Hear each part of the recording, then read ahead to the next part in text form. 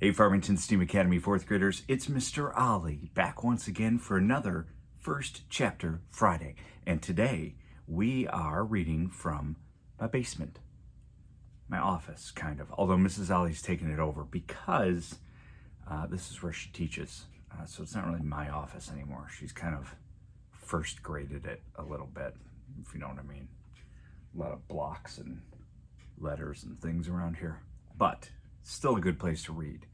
So today's book is by a very good author that seemingly writes a book a day. It seems like he's got a lot of series, and this is a separate series. This is book 1 of the On the Run series. So let's get going. Then we'll tell you who it is and what it's all about. It wasn't a prison, not technically anyway. No bars, cells, electrified fencing, guard towers, or razor wire. People who drove by probably never noticed the logo of the Department of Juvenile Corrections on the mailbox that stood at the end of the long lane leading to County Road 413. To them, this sprawling property was just another farm, one of thousands of dusty puzzle pieces that covered this part of Nebraska. Farm. Aiden Falconer winced. He hated the word. Sunnydale Farm, they called it. A name so deliberately cheerful, it turned his stomach. His eyes took in the empty, far-flung acreage. This broad, flat land wasn't meant for crops. It was a barrier. Anybody trying to escape would have to cross that pool table flat boundary in full view of the supervisors for too many miles and too many minutes. It was as effective as a moat full of alligators. Welcome to Alcatraz Jr. True, there were a few farmy things, a modest cornfield and a few acres of soybeans, busy work for the residents. Inmates, Aiden thought bitterly. Life at Sunnydale Farm was based on one simple principle, that the residents could not be allowed so much as a second of free time. For these juvenile offenders, time meant trouble. So there was school, 7 hours, broken only by a 20-minute gulp and gag lunch. The rest of each day, from 5 a.m. wake up until lights out at 9, the 18 boys and 12 girls worked the farm, tilling, planting, fertilizing, pruning, and picking. They tended the chickens and fought with the geese. And they milked the cows. Aiden hated milking duty almost as much as he hated Sunnydale itself and his reason for being there. Okay, animals weren't clean freaks, but that barn stank to high heaven and was hot as a sauna. To enter it was to stop breathing until the chore was done and you could stagger out, blue in the face and gasping for air.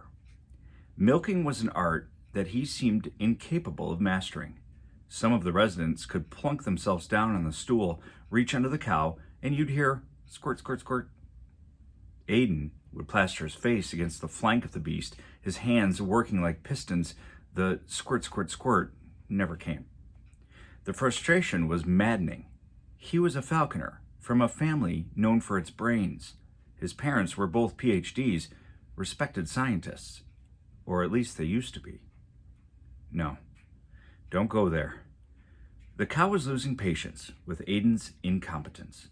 It happened just the way it always did. First the twitching. In a few seconds, it would turn its massive head and moo at him.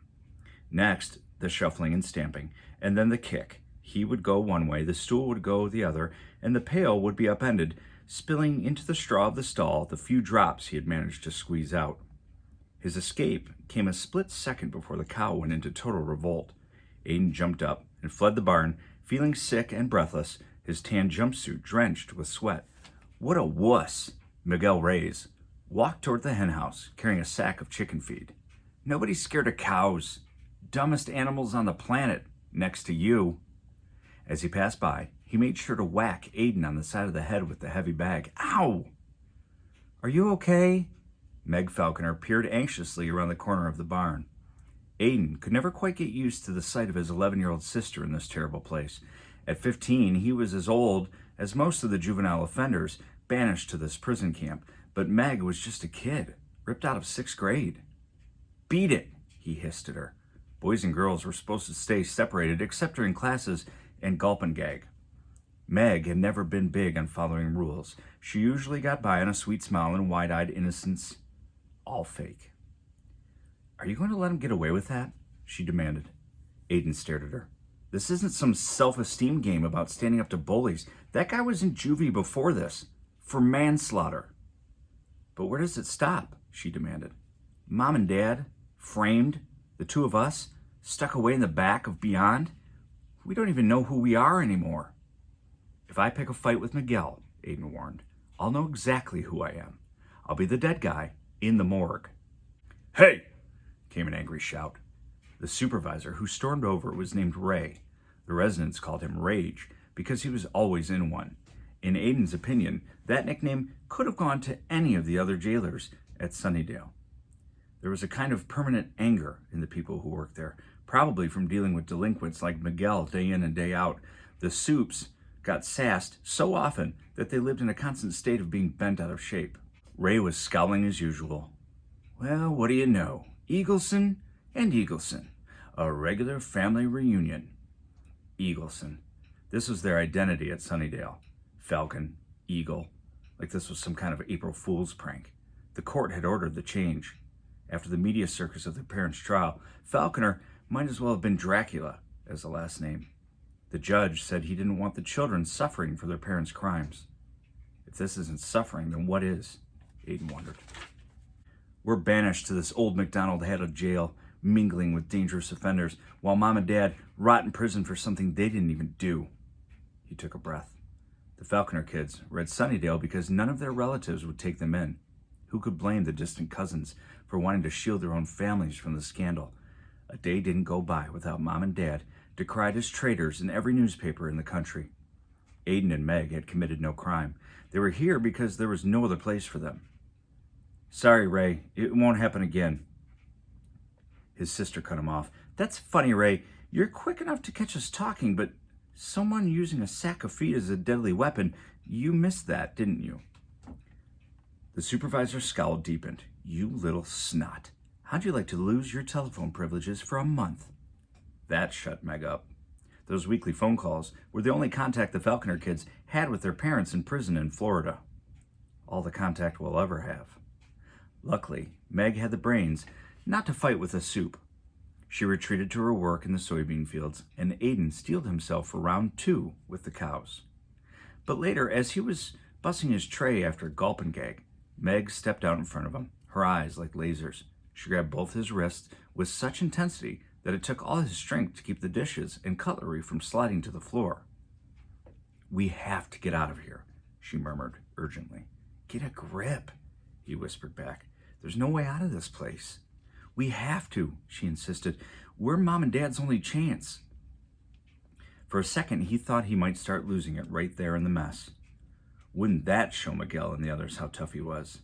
The appeal, she shook her head fervently. The government will never let them go. The case is closed. We're the only ones who can prove our parents are innocent, and you know it. Classic Meg. She didn't live in the real world. Escape was impossible, but even if they could get away, then what? How would 2 kids come up with evidence that would clear the Falconers after so many top lawyers had failed? And then there was the question he dreaded most of all, the unthinkable thought, the one he dared not ever speak aloud, even to his own sister.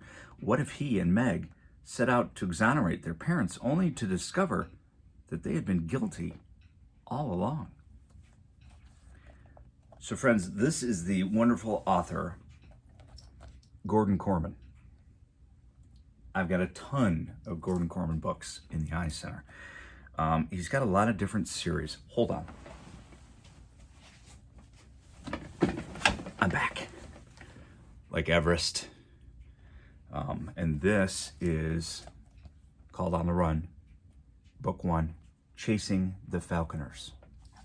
So he's also got standalone books like Restart and a bunch of other great books. So check him out. He's a great author. You guys are really kind of getting into the age that he goes after. So I think you're going to like it. Maybe you won't. I don't know. But that's the cool thing, is I'll keep bringing you guys new books that you could try or not try. It's up to you. I hope you guys are doing well. Mrs. Wright, hi. Mrs. Rittenauer, Hello. This is Felcher. I miss you. I hope you guys are doing well. We'll talk to you next week for another First Chapter Friday.